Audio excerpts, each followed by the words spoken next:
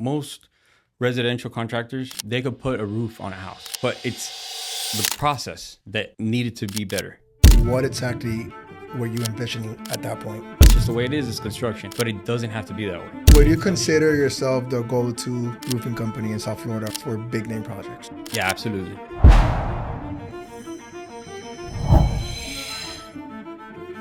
Okay, so we have Zach Exposito here in the studio today. Zach, how are you doing, my man? Good, man. Thank you guys for having me today. Thank you for coming on. Your name's Zach or Zachary? You call me Zach. My full name's Zachary. That wasn't the question. My full name is Zachary. Yeah. Did he not name Z Roofing after you? It's an interesting dynamic. So he had a partner at the time. The company was named Z Jeff Roofing because the guy that he partnered with that had the roofing license, right, had a son coincidentally named Zach and Jeff.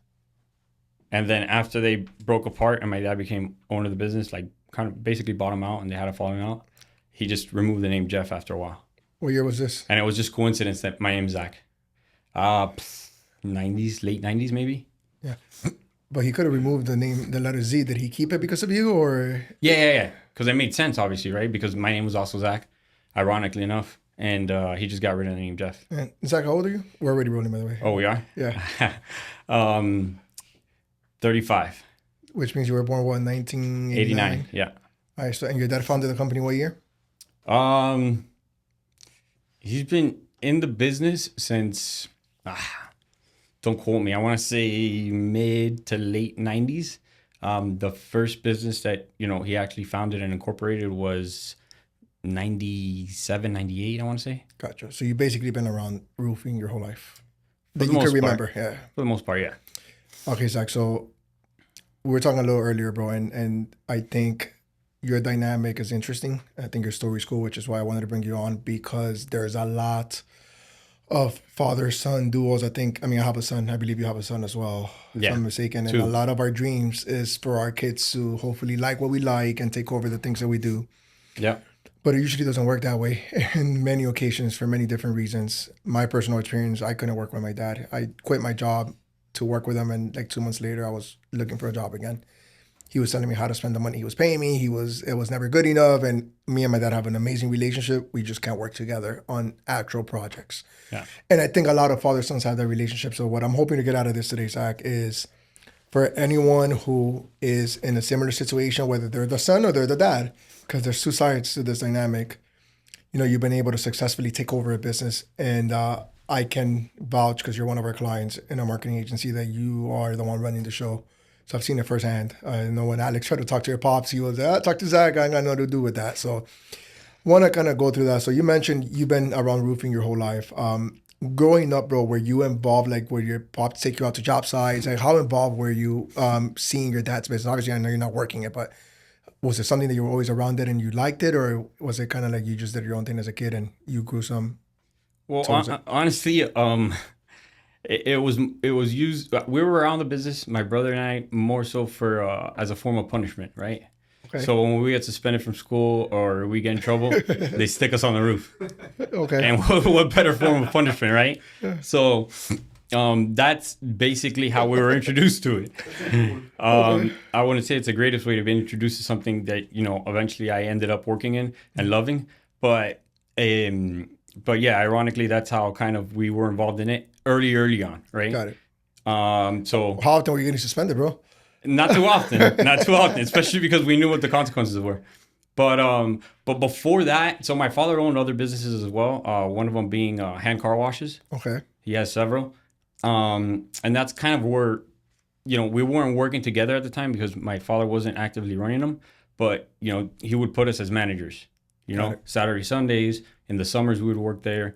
And what age is this? I'd say freshman year of high school, maybe. Gotcha. So as long as you were old enough to Yeah, absolutely. Yeah. We were still young. We were old enough to at least, drive. I would say probably because I remember that I still had my probably 15 going to 16. Got you restricted. You could drive, yeah. So I could move the cars, but I couldn't necessarily drive on the road. When I was in high school, bro, my punishment was similar.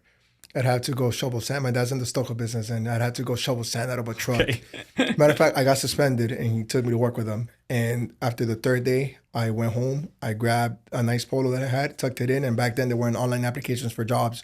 So I went to Dolphin Mall right here down the street, and I went in every single store asking if they're hiring. That's how my career in sales got started. Yeah. It was running away from the sun. I was like, no fucking way I'm gonna be in this hot as sun, shoved in the Yeah. sand for free too, because it was a punishment, literally. Correct. Yeah, So, yeah. No, yeah. I mean, they make the environment the worst possible, Yeah. so we learn our lesson, right? But Yeah. guess it worked out to a certain Well, extent. because you liked it and you're attracted to it. So all right. So you were growing up. Did you play sports growing up, Zach? Yeah, very early on, just Okay. baseball, basketball. Gotcha. Once I got into middle school, I would play football and stuff like that, the regular sports, but nothing that I was too interested in. And then once I got into high school, I didn't play any sports at all. You mentioned you have a brother. Is he older or younger than you? He's older than I am. Is he involved in the roofing company as well? or- Now he is. Got it. Now he is, but for a time he wasn't. He has another business, a home living facilities for the elderly. Okay. So he was running that for several years. Got it. Okay. All right. So 15 years old, 16 years old, your dad starts introducing you to some of his businesses. I'm assuming part to teach you and part because he trusts you. He knows that you're going to rip him off, hopefully. Because then again, you're a teenager. Walk me through when you start getting involved in the roofing company. How did you start, like past high school though? Like when it was no longer a punishment, and at what point did it become like you were there voluntarily? So I was working for another company at the time. I was in college. Basically, all of my college life, I was working with a development company, which is a friend of the family. I was working there for several years, and I had an interest in continuing to work there. So I didn't necessarily have all the intentions of going to the family business or the roofing industry in general. But just things didn't really play out the way they should have, and it wasn't anybody's fault. It was just like things took their own route, and I changed courses. Gotcha. So pause. So you graduated high school. You went to college to study what? Finance. Did you finish? Yeah. Okay, so you have a finance degree. Correct. Go figure. I mean, actually, it does come in handy. It does Yeah, with every business, believe for it or sure. not. Yeah, numbers is everything. 100%. You went to work for a company still in the construction world, but more like on the development side, full development. Were they doing business with Z Roofing at all? At the time, no. So Okay. remember, when I started with them, you're talking 2009, 2010-ish. So the economy was tanked pretty much for the most part. It was still it was working its way up slowly. Gotcha. So prior to, yes, and now currently, yes, we do a lot of work for them. Gotcha. But at the time, what we were doing what the company was doing was buying distressed assets, so foreclosed homes. Which are a lot of. Yeah, we were fixing, flipping them. So I was pretty much in charge of whenever we would acquire those assets, I would kind of get that asset that had any liens, violations, permit issues, illegal structures and stuff like that, figure out with the county how we could resolve them, and then turn it over to the construction team and let them know what needs to be done so we could get it over to the sales side. Got it. So you did all the due diligence to make sure you could flip it, basically. All the legal due diligence, so to speak. Yeah, with the county and the municipalities, liens, getting the liens reduced, coming into compliance with, overgrown grass, violations, things of that nature. The goal was to get whatever issues existed on the property fixed, or get the answer on exactly how to get it fixed, to turn it over so that we could fix it up with permits and then get it on the market and flip it. Gotcha. And at this point, I'm assuming you're like early 20s, right? 2021. Yeah. Right? Correct. And you mentioned that you wanted to keep working there. At least that was a vision at 20, 21 years old. What exactly were you envisioning at that point?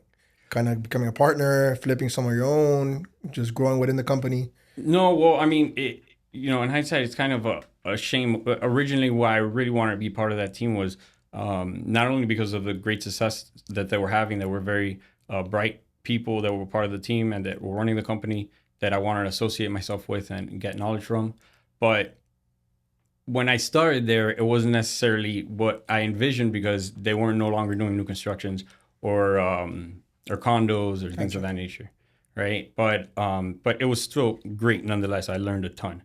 And then ironically enough, shortly after I left, it's kind of when they started doing the transition again because the economy was, was turning over, and they were getting rid of their residential assets, single family home assets, and then focusing more on the new construction developments. So I don't know if you believe in destiny, but you're basically, it was not in your cards to be there because what you wanted to do, they did before you got there and after you left.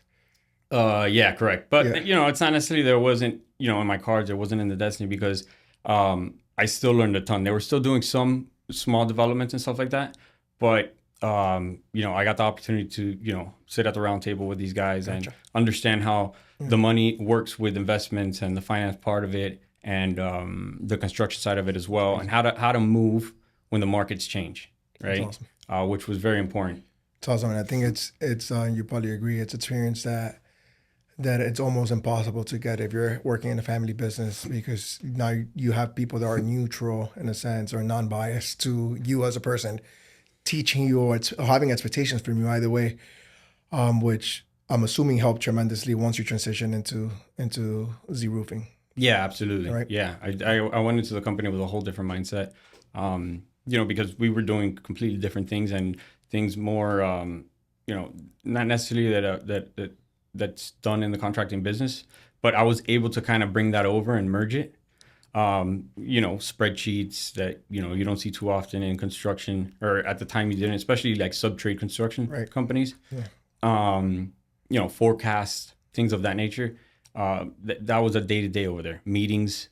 Yeah, it was far more structured than your typical subtrade company because, Yeah, I mean, you know, it was still construction, so you still had your taste of that part of the of business, course, but it was definitely, yeah, more how structured. often were you out in the field in Uh, the development company? Pretty much every day. Okay, You know, I would be like half day in the field, the other half in the office, just doing my notes and putting information into the spreadsheet of all gotcha. the existing jobs I had going on. Because, you know, every Tuesday we had a meeting, and you know it goes around, and when it comes to you, you better have answers for the Gotcha. statuses of the job. That's awesome. All right, so you were there for a few years. At what point did you go back? Oh, not back because it's not like you left. At what point did you go into Z roofing? Basically, when I graduated, I knew how to make a decision as to what I wanted to do career-wise, moving forward. So, you know, it was an easy decision to make because, you know, I wanted to continue working with those guys. But, you know, I was just thinking of different options and opportunities that I had. And my dad's the one that was like, listen, if, you know, you want to make more money and you want a career change or you want to do something different, and you want to run something on your own or potentially run something on your own, why don't you come, you know, work with me? So I gave it some thought. I did a lot of research, and I got very like intrigued by the companies that were existing. I did a lot of research on them. I saw what was in the market, and I came to the conclusion that, you know, there weren't that many companies that were being run or operated by people of our generation, so the younger generation. It was more of an older generation business. You need to talk to me after this. I'm going through the same exact thing right now. Please continue. And and then I saw opportunity there. There's a huge opportunity there where that old generation mindset of business wasn't really adapting so well and so quickly to market trends. They weren't adapting to social media. They weren't adapting to customer service in general. Just communicating with the customers and being a little bit more open and providing the service, because at the end of the day, it is a service business. So I saw there was huge lack in that. So that's kind of what excited me to get into the business, because there was such opportunity there that I felt like looking into it and researching it and coming to the conclusion that we were going to be dominant. That's awesome. How so? I'm startled because I'm like, now my brain's running thinking about the things that I need to ask you once we get off the podcast. But I shall ask you on the podcast. Yeah, it's the best way that you could teach me. There you what I go. want to know. So my pops has a stucco company. I asked him what is my first question to him was like, give me the premier, like the best stucco. My dad, like your dad, my dad, I've been around this since I was a kid. My dad's been doing it for probably 30 years at this point. I'm like, give me the premier like stucco and drywall company. And he gave me like one or two, but he couldn't really tell me. You know what I mean? Like now that I'm learning about roofing, like I'm learning who the big guys are, and Yeah. he couldn't tell me. Then I couldn't find websites. I couldn't find social media, like print, like a footprint, anything digitally. Furthermore, when I go to these job sites, and I don't know if you experience the same thing, it's not even the old school part of it, but is a bunch of, since it's labor, you see a lot of like lack of caring. Like I've been hearing my dad bitch at workers for the last 20 years about cleanliness, about being organized in a work job site, how we cannot afford to, like, obviously we were dealing with like concrete mix and throwing, cement into walls and splatter and covering, but it's almost to the point where like, I know those are issues in the industry, and that most stucco guys are known as guys that are gonna come in and rip you off and not finish the job. And if anything, the reason why my dad's been in business for so long is probably because he actually tries to finish the jobs or finishes the jobs. But what were some of the things? Because I see the same opportunities, right? Like we're working right now, doing a whole revamp of our entire digital footprint and creating outreach campaigns to start building more relationships with GCs and things of that nature. Mm-hmm. But what were some of the things that you saw, changes that you could implement, or things that you could even propose to your pops that would at that time that you think would have improved, and what did improve and allow you guys to become more dominant? Whether that was social media, online presence, whether that's just honestly hiring a customer service person to pick up the phone and smile rather than just telling them I'll be there when I can and not show up for 3 days, which is kind of the norm in the industry. Yeah. What were some of those things, if you could teach me, honestly, as a colleague in the construction business right now that it's dealing with his dad and trying to like find a way to break that ceiling that he's been dealing with for the last few years?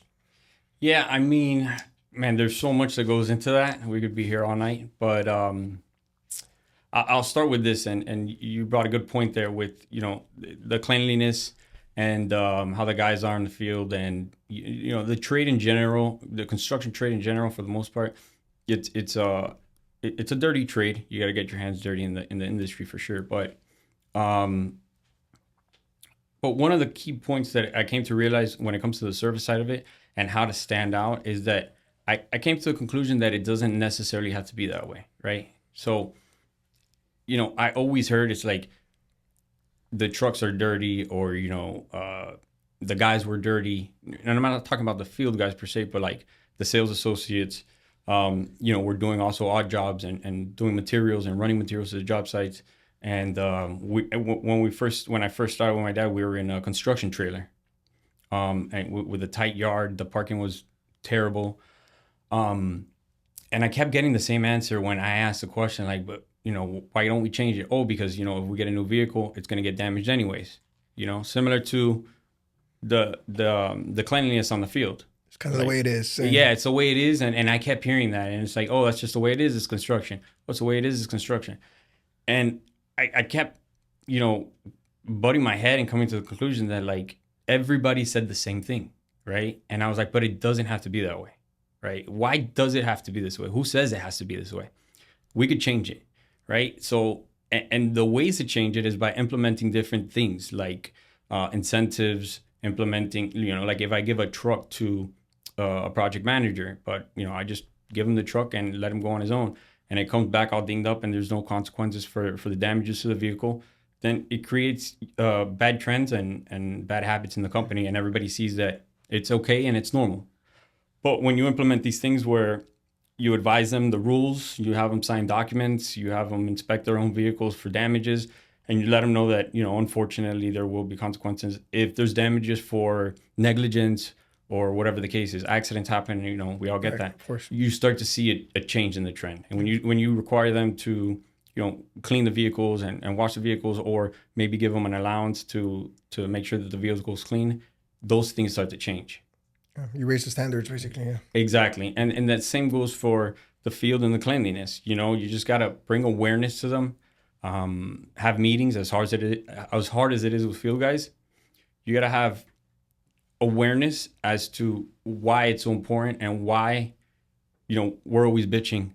Like, your dad's always bitching about the cleanliness. Everybody's always bitching about it. Why is it? It's not because, we want to be an asshole or anything like that. It's because what they don't see is that the client's bitching at us. 100%. Right? So when you bring that awareness and you explain that to them and you talk to them and instill it in them over and over and over and over again, that's when changes start to happen slowly. And also visiting the job sites. I would visit the job sites, bring the guys lunch, and then I would kindly ask them, hey, make sure that everything gets thrown away here, guys, because, the client's at home or the client's going to come home later on today. So it doesn't happen overnight. It takes time, but it takes just sharing the information as to why these changes are important to the company and why they need to be made. That's awesome, dude. It's a great answer. Yeah, no, for real. I don't know if I answered your full You question, did. You but did. No, exactly. You did. I mean, you were able to change, raise the standard, but most importantly, change a norm. You know, they say it's hard to teach an old dog new tricks, yeah, but I guess you're kind of new dog on the block, and they had to fall in line, and I'm assuming you probably lost people here and there that weren't willing to for accommodate. sure. But the one thing that is common through any business, Zach, is that if there's a reason behind what you're doing and you explain that reason, which you're telling me you did, right? Clients bitching at us, we're gonna be able to get bigger clients. You're gonna attract, all of a sudden now you're you go into jobs and whoever, whether it's developers, I know you guys work with developers or contractors, whatever the case may be, we could get into that. Now you're known as the people that deliver and the people that keep the job sites clean, the people that other trucks look nice, and maybe the guys come with uniforms every day, and you're on point. Because I do think that there's this negative stigma with the trade that is a bunch of people, a bunch of guys are nasty and are gonna leave soda cans everywhere, and the owners are For always sure. flipping out. So Yeah. no, you did answer my question because I agree. Why does it have to be that way? I mean, it's being clean. It's not that hard. It's just people think that you're supposed to be dirty because you're in construction and you're not. Exactly. I Yeah, love that. and that's that's part of our transformation. As to there's no reason why it has to continue, but it took a lot, and it took a lot of explaining, and a lot of results from the changes that we were making for the old dog to see the new tricks. Yeah. Um, but it doesn't happen overnight for sure, but it gets there. One example is, for example, we got our guys uniforms, right? Company uniforms, and things like simple things like that make a difference because it's easier for them. They're not getting their regular personal clothes or t-shirts dirty, and when a client sees that, it opens up their eyes to, wow, there is a difference. There's different companies out there. There are more professional companies. It's not just the truck in the truck guy that has a dirty truck that this image of roofing contractors has always been. 100%. Right? It doesn't necessarily have to be that way. So we did little things like that, made a huge difference to better service our clients and And be a then little bit more instills professional. confidence in you, like for the clients to have confidence in you that you're going to get the job done. I mean, perception is reality. Correct. It is. And no matter what, and I always say you only get one chance to make a first impression. Mm-hmm. And that first impression can dictate how much a client pitches about it. Because things happen in job sites. Nothing's perfect. And I think the reliable contractors are always just going to pivot and work with the clients to make sure they could ultimately deliver.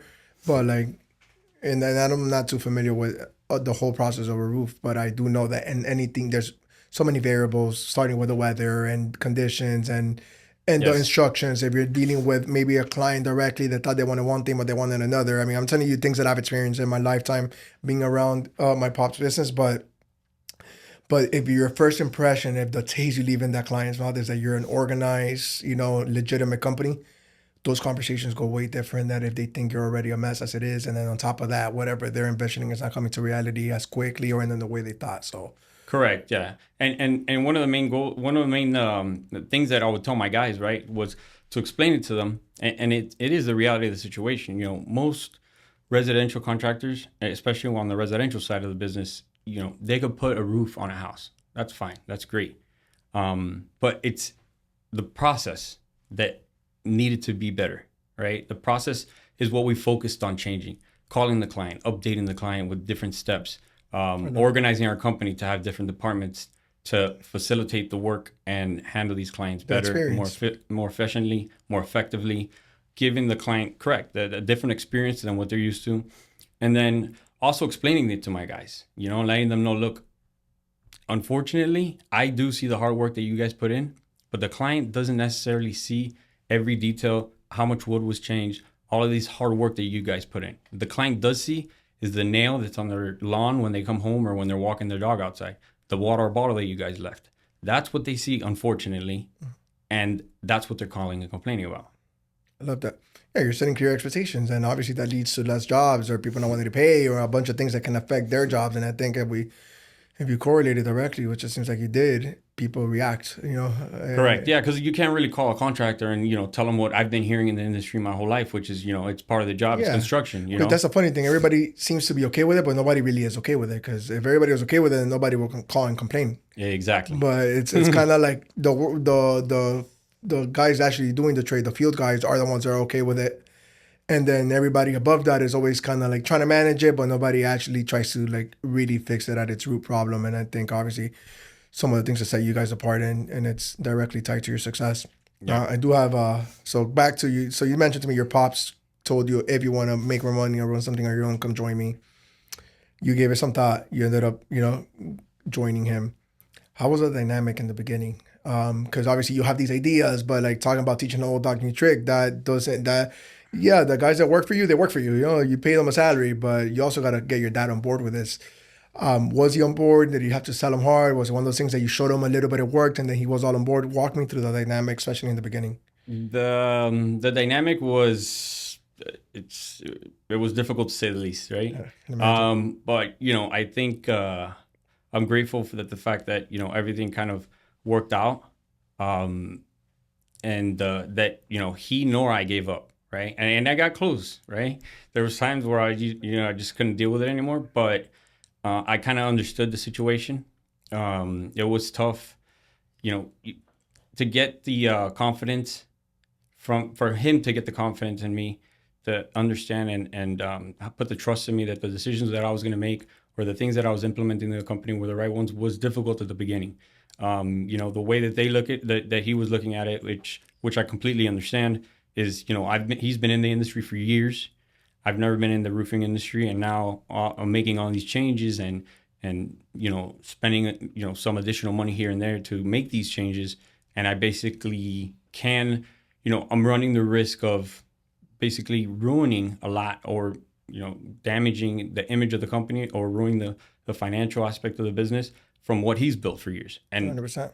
and that was that's a hard responsibility to handle at the same time, For right? sure. Especially when you're in your 20s, right? So Yeah. at what point are you a genius or at what point are you just an immature kid that thinks he knows everything? Correct. Yeah, no, I'm serious. That must be what's going through his mind. It's like, okay, my son seems he's smart. He went to school. He worked for these other guys. He was doing good. He knows them because he's done business with them in the past. Yeah. Probably spoke highly about you. But then at one point, it's like, okay, hold on. Because we live well. We've done really well. And you're trying to completely flip it. Let me ask you, bro. You said you thought of giving up. Did you consider quitting? At times, yeah. Yeah. Yeah, for sure. And what kept you grounded? You just work through it, man. You gotta come to a conclusion that at times too things get emotionally heated, right? Especially between family and when you're so passionate about what you're doing. When two people are passionate about what they're doing, and it comes to just realizing and understanding one another and also explaining to the other person. Like everything that I've done in that business, it's like, number one, I do it calculated. I also take risk and not everything works out perfectly. Of course. But I do explain it to him. The reasons why we're going to do it, what it's going to cost to the detail. Right. And, to this day, he's one of my biggest advisors. Everything I run it by him. Of course. It's beautiful. He still pushes back on a lot of things. But now it's kind of at the point where it's like, listen, we're gonna do this anyways.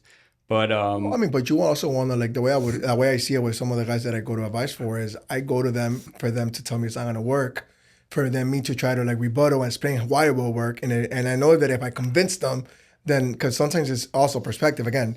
Like I talk to, for me, it'd be Davel in this case, bro. I go to this guy for every, like, even when I had to go meet with you, like, all right, this is what I want to do. This is how I'm going to charge. Because he's like of the old school mentality, right? So he doesn't believe in social media.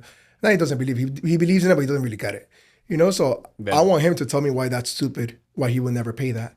And then I will need to convince him on why he should pay that.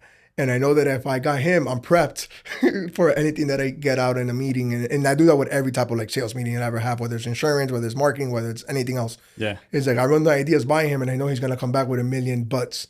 If I get past those buts, I know I'm good. And I agree. Even if I don't get past it, I don't care. I still do it anyway. But it's a good, and you tell me if you feel the same way, it's a good measuring stick to some of the ideas that you may want to implement or that you have. Because, it must feel good when you tell him an idea and he's like, damn, that's smart, Yeah, for sure.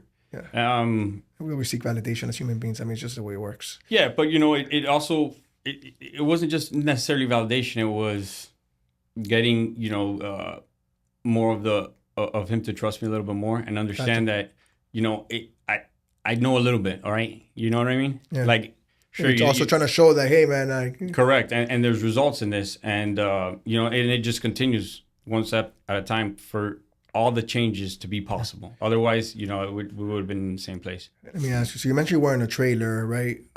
That was your office, which is kind of common Yeah. in the construction industry. At what point did you guys get to where you are now? Because you have a beautiful. It looks like a warehouse. Also, I mean, it is a warehouse, but your office is beautiful. And I Yeah, was thank very you, man. impressed when I went. When did you guys move there? Probably 4 years ago now. Okay, so yeah, really. Not that long ago. Before that, we were in another building, not well, a much smaller office, but we did have a little bit of warehouse. That was our first space that had warehouse, and then we had office space in a yard. Gotcha. That was right across the street from our trailer. The reason I asked is you mentioned how you came in trying to make all these changes, and your dad's obviously concerned with like, hey, if it ain't broke, don't fix it. How about the staff and the crews? Because every time that like my sister runs their insurance agency, right? Like the day to day. And every time that, especially in the beginning, like it took me a while for people to trust her because she'll make a change and everybody will turn around and come bitching at me. She's doing this and she's doing that. And like it's constant, like they're nagging me because they're annoyed at the changes she's making, even though I support the changes and most of them were ran by me. Was there any of that, people going to your pops and being like, hey man, Zach just said that we need to whatever, wear a clean shirt every day. I don't know what the change would have been, but and were they going to him complaining and bitching and crying about it? Yeah. Majority of the field guys were, but for the most part, sometimes we'd have that conversation. There was a lot of also, I'd go to job sites and we'd implement one thing as a company and we'd be on the same page, and then I'd see something different at the company. Yeah. And then they're like, well, everybody came by here and nobody has said anything about it. So it must be okay, right?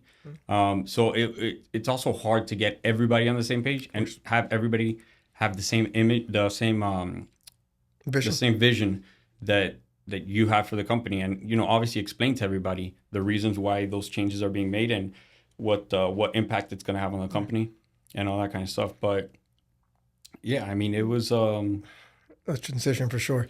It's a transition, and a lot of people were, we did lose some key people that my dad had as his team, right? Yeah. Well, were his team. They couldn't. They didn't like the changes. They didn't like me per se, possibly. They wanted to keep the control, and it wasn't necessarily that I wanted control. It was just like these things need to happen, and one way or the other, they need to happen. If you're on board and you want to make these changes along with me and the company, great, amazing.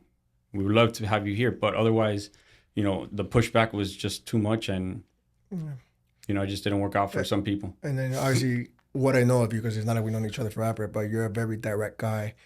Did you struggle with speaking to people that are for sure older than you at this point, that are the old timers that have been with your pops for years and they're part of his team? Did you have a hard time communicating with them? Did you like feel not confident, or were you like concerned that they wouldn't listen, or were you just kind of like you are right now, like, yo, this is what it is, this is what we're gonna do, this is why, get on board, or else? No, I mean, I was definitely trying to communicate with them as much as possible. My goal wasn't to go in there and sabotage my dad's business and get all his people to quit, obviously. But it was difficult. It did take some time because they need to also respect you, especially, the field guys. Otherwise, you're basically nobody. What are they going to listen to you for when, they're going to go to my dad or going to take orders from him? Whatever I say, they're not going to pay much mind to it. But it's just like I said, explaining to them why we're doing, why I'm asking them to do X, Y, Z, and ask it of them in a normal manner. I mean, there's no reason to yell or do any of those things. 100%. Obviously, if they don't get it done right, then, there's another conversation to be had. Pero, the fun ones. Yeah. But at the end of the day, just communicating and letting them know that you're here for the best interests of the company and for the best interests of them as well. Have you ever talked, like, obviously you're telling me what you were going through mentally at that time and what your perspective was. Have you ever had this conversation with anyone? Because honestly, where your pops, he's kind of in it with you, and I don't know if you would talk to anybody else about this. Is this something you've discussed with other people, or am I kind of just... Yeah, I mean, my wife, my mom, at times, when things got real bad. Gotcha. But it's definitely a conversation that needs to be had. but some people get tired of hearing For sure, of it yeah. sometimes, you know. Or if you're not in it, you don't get it. It's always hard unless you're the ones, Correct.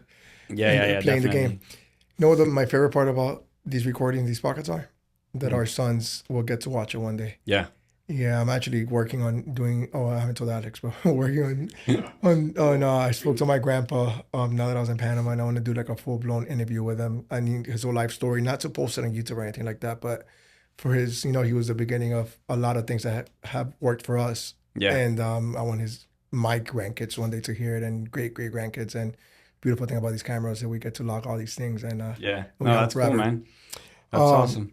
Maybe part of the doc. Yeah, no, it's gonna be my grandpa has a crazy story. A lot of times, like, kids don't, the parents shield it from them, but they don't see everything that, parents go through in the lifetime that you've had and everything they do for us and in general. And understanding their perspective. The reason I ask you this question is because you might tell people, but like it's hard to really know how somebody, especially when you're telling it in the time. Like, if I'm gonna go have a conversation, when I quit my dad and I stopped working with him to go back to a job, I didn't tell my dad that I was quitting because I couldn't stand working with him. Yeah. I told him, hey man, like I think I want to go back to my job because my biweekly paycheck and I want to get like I made up a story. It was part true, but I didn't tell the entire truth. And he knows it now, years later. By the time you're also not like and the dynamic in family is you're pissed, but you don't want to hurt their feelings at the same time because you care for them. Tonya had a question. I completely just throw out my train of thought with my whole grandpa thing. How old are your sons? 2. You have twins. Yeah. Fuck. I know. How did that affect your work life? I'm still dealing with that. Okay, so how is it Still trying to figure that out. It's it's a blessing to say the least, but it's like at the beginning it was tougher, obviously, because of the hours, and there's 2. Those are your first ones, right? Yeah. So it was tough, but thankfully, we're at the point now where, obviously my dad does a lot, especially on the operation side of the business. But, we have more staff now in the office, more organization in the company, which was my goal. We're still not to where I would like to actually be, but all those things played a huge role. And I'm thankful for the staff that we have now, that we're able to, get the job done and do what they had to do. And, I was able to get to work a little bit later because I've been up all night. Yeah. But thankfully now they're at the point where they're sleeping, so it's kind of transferring back to regular working hours. But now it's just trying to figure out how can I get home earlier, and spend more time with them. Yeah, I deal with the same struggles, and for the non-dads in this room, there's nothing worse in life than sleep deprivation. Yeah, I don't know how to explain that, but it's the absolute worst. I got lucky that my boy started sleeping the night like at 3 months. Yeah. Thank God, because but the body is resilient, and it adapts. I know, and my wife also, she's a freaking trooper, because eventually, since I was working, at some point she took over all the night duties, and you still wake up and you rest less, but yeah, you start kind of getting the hang of it. But dude, so you've done some cool jobs from what I know. I know Rick Ross is in there, in his house, one of his houses. Yeah. I think I saw some Flanagan's too. Yep. And tell me some of the cool projects you guys have worked on in your time there. We've worked on some pretty interesting jobs. Jackson Hospital, and a lot of these jobs, again, they might not sound crazy, but like if you get into the details of what the job entailed, they're pretty complicated. Like for example, Jackson Hospital, we had this deck, this patio deck that they built that they wanted a special pavers on over the roofing system. I had to bring in a sub from New Jersey that specialized in the installation of this. Yeah, so that was a complex project. We've done a bunch of projects for a bunch of big name people. I don't know if they want me to mention it. You don't have to. They want me to mention their names. Would you consider yourself the go-to roofing company in South Florida for big name projects? Yeah, absolutely. Yeah. I mean, because we could handle it. We could do it. We have the capacity to do it. We have the infrastructure to do it. We have the equipment. We have the insurance coverages that, are difficult to get. And they're also very expensive, especially now, as you know, being in the insurance industry. But a lot of contractors don't really have that. So it's like a different niche of the business side. And we also, what's kind of unique about our company is that we do both commercial and residential. Um, Very complex, huge jobs to, a 2,000 square foot residential house. Not a lot of contractors do that because of the complexities of it. Yeah. Um, but we were able to do it and do it successfully, and we're going to continue doing that. But a lot of companies, either residential and then some commercial, whenever a job comes here and there, or strictly commercial is mainly what you see. Gotcha. So we're unique in that aspect because we could take care of your shopping center, right? And then we could also do your residential personal house whenever it comes to replacing it or fixing a leak in it or whatever the case is. It opens the door a lot for the big commercial jobs when, you go to a house to fix a leak. Nothing big. It's not going to make it's not going to make you rich overnight. Right. But, if you service that client properly and you take care of them the right way, that guy might own, half the real estate in South Right. Florida. And then that opens the door to, Sounds like you're providing talking, the services. like you're talking from experience. Yeah. That opens the door to providing the services to his commercial jobs, so on and so forth. It's mainly all relationship based. How big's your crew, your team as a whole? I mean, not just crew in the field, but employees, project managers. How many employees you guys have as a whole? Ballpark. As a whole in-house, we got roughly 50 to 55. Okay. Yeah. And That's a then, lot. yeah. And then we have sub trades also that, so including them total, it's up there. I wouldn't know how to guess that number, but I'd say close to 100 something. And the reason I ask is you mentioned that you're not where you want to be yet. That you've made progress, but you're not where you want to be. Where do you want to be?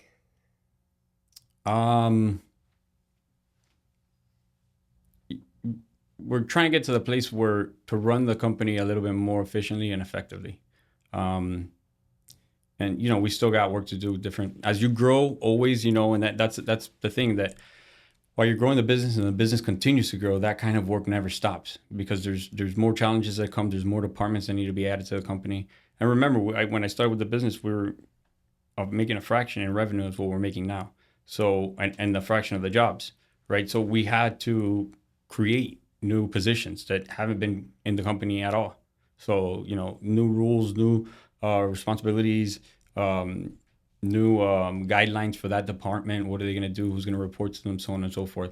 So it's pretty challenging, but the more you build it, the more it becomes self-sustainable. And that's kind of what we're trying to get to make it self-sustainable, which is another thing that you always hear in the industry. Most construction industries, it's owner operator. Yeah. And that owner operator is, and I saw it with my own father, they're there at 5 o'clock in the morning and they're not home till 9, 10 o'clock at night sometimes. Yeah. But, they're, like I said, there's always a different way. There's always a better way. You just got to kind of figure it out where it works for that industry and implement it.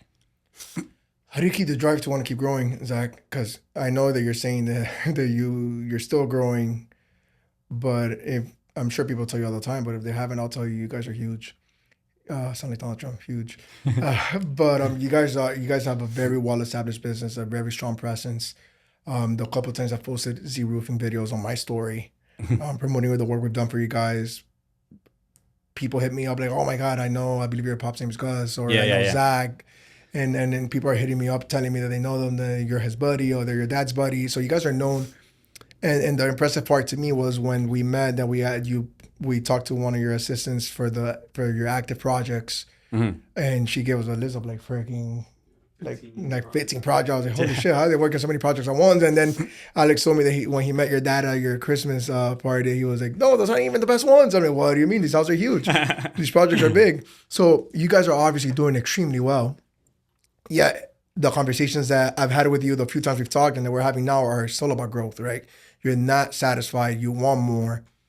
Where's that drive coming from? Because it'd be very easy to just be like, okay, financially, I don't think you're struggling. Your company's huge. You have a very strong presence, a brand in the community. You're the go-to for big jobs. What is it that keeps you going to want more?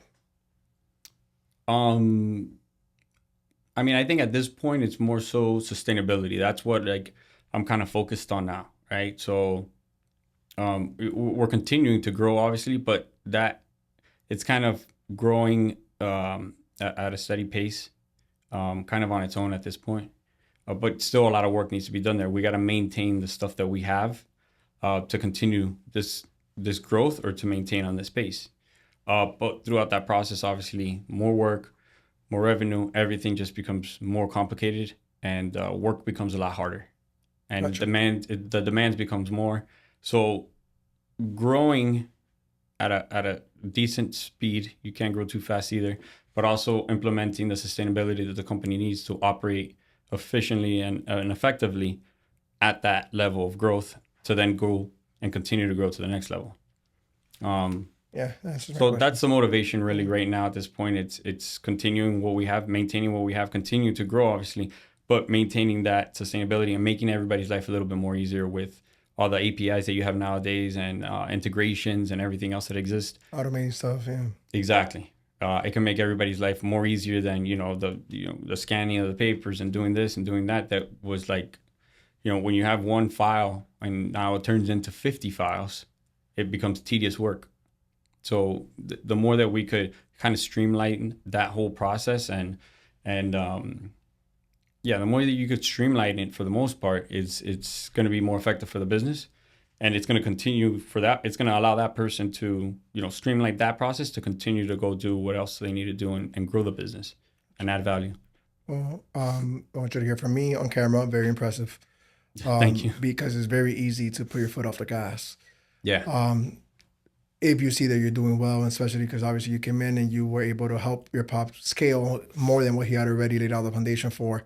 So it'd be very easy to just kind of be like, all right, we made it, and let's just go through the motions now to maintain. But you know that if you're not trying to grow, you're dying. And it's kind of saying that we have on our side. Yeah. And sometimes growing is the best way to maintain, period. Because you're not going to have a downfall because you're constantly with that hunger. Correct. Dude, to start wrapping up here, I mentioned in the beginning, father-son duos typically not working out. Obviously, you've had your share of trials and tribulations. You thought of quitting at times. Give me one advice, or give our viewers one advice that are in a similar situation, whether it's pops listening to this and they want their son, maybe he's in high school now and you're going to start taking over, or maybe the son who's you in college working at another job, but could really come in and really make a difference in the family name and truly take the business to the next level. Give one advice to help coexist, really, because obviously the X's and O's can be figured out. You can hire people to do the thing you're not good at, but the coexisting part, I know, is where it goes south most of the time in this type of dynamic. What's one advice, or more than one advice, that you can give to anybody in that situation? I mean, establishing kind of roles up front would be one. Establishing some kind of financial aspect of compensation and things of that nature. It wasn't necessarily my case, but I see that a lot as well, where there's a lot of things that aren't open up front and spoken about amongst family businesses that later on start causing issues and start causing more damage than anything else because it was never spoken about. Yeah. I think that's important. One of my key things was, I told my dad exactly what I wanted and what my ambitions were and what I was looking for. And, if he was accepted of that, great. Otherwise I would have to go somewhere else because I also respected what he was doing and that he has a business and he also has a family that he needs to support. And also a lifestyle, obviously, right? Yeah, of course. Yeah, his life. So, that's important, and just understanding, communicating. It's easy to, for anybody to ask of, whoever goes into their parents or their family's business needs to, number one, you need to understand and respect what that person has already done, and don't just think that, you come in knowing everything. You have to put a level of respect on that.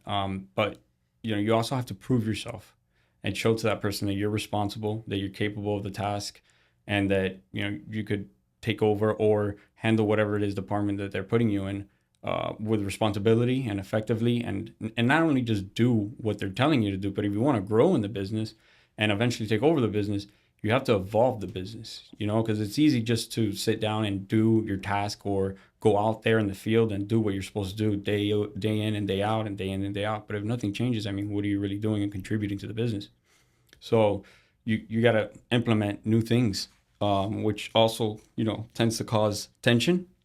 But, you know, you just got to do your research just to implement something because you saw a social media video of how to become rich in 24 hours or whatever the case is. It just doesn't work like that. Right. So you got to get the respect from, you know, whoever's running the business at the time, whether it be your father, your mother, the whole family, whoever it is. And it takes time. Be patient. Be patient and grind as hard as you can. Awesome advice, dude. Yeah. Thank you for getting on, Zach. Thank you guys for having me. Dude, first of all, you're very comfortable speaking, just so you know. I don't know. Yeah, I don't know if you've done this before, but you. Yeah, you're natural.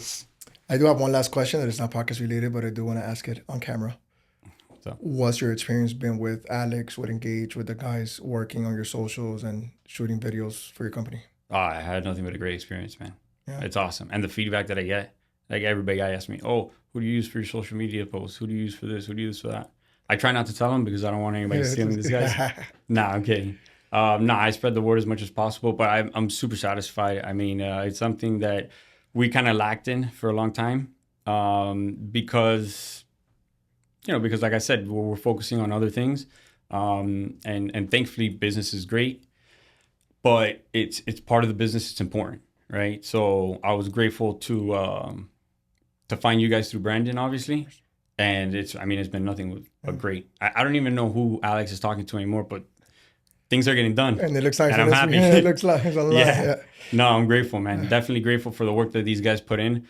The content's great. The work ethic's great. The communication's awesome. I mean, I couldn't have asked for anything else. And I had interviewed in the past, not recently, but in the past, other companies that just, I didn't even hire them because it didn't make any sense and I didn't feel comfortable. And, you know, it's ridiculous what these companies are doing out there. Thank you for guys trusting are doing us. it right. Appreciate you, man. Thank Absolutely. you for trusting us, dude. Once again, thanks for coming on. Thank you, man. Appreciate you, bro.